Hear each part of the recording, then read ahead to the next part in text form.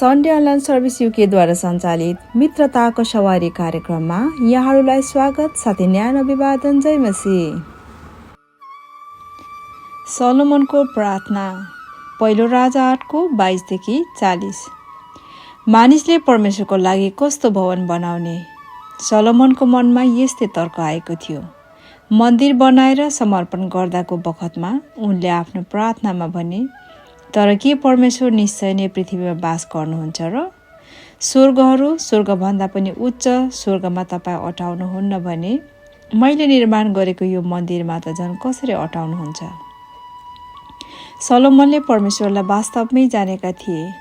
उनले जुन भव्य काम सम्पन्न गरे त्यसको श्रेय पनि उनले परमेश्वरलाई नै दिए। यो मन्दिर वास्तुकला र सौन्दर्यको प्रतीक मात्र नभएर परमेश्वरको साँचो उपस्थितिको केन्द्र भएको होस् भन्ने उनको चाहना थियो।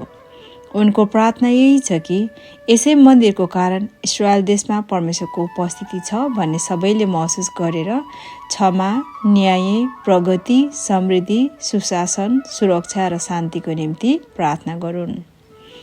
आफ्नो व्यक्तिगत स्वार्थभन्दा माथि उठेर उनले परमेश्वरको गुणगान र मानिसहरूको भलाइको चाह गरेका छन्। हाम्रो जीवनमा पनि हामीले कुनै महान कार्य गर्दा हाम्रो प्रार्थना कस्तो हुनुपर्छ? हामीले हाम्रो कामको श्रेय हाम्रो आफ्नै पौरख, बुद्धि र चतुर्याइलाई दिन्छौँ कि परमेश्वरलाई दिन्छौँ? हामी हाम्रो व्यक्तिगत स्वार्थभन्दा माथि उठेर मानिसहरूको भलाइको लागि विचार र कार्य गर्दछौँ त? यदि गर्छौँ भने हामी साँच्चै नै परमेश्वरलाई चिनेका मानिसहरू हुनेछौँ। परमेश्वरले तपाईँहरूलाई प्रशस्त मात्रामा आशिष दिनुभएको हो। जय मसीह।